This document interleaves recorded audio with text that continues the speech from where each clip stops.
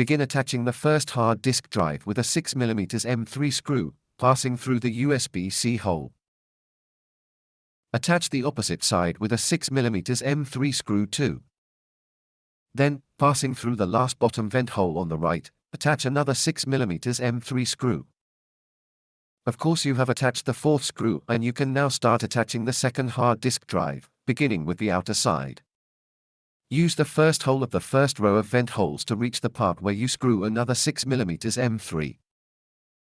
And now you got this, use the last vent hole on the right of the upper row to reach another spot to screw a 6mm M3. Of course you will fix the last screw on the opposite side. Let's move on to cable management.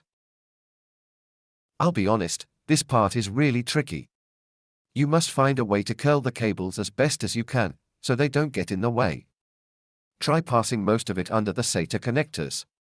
Be patient and cautious. If you end up like this, you're good to go.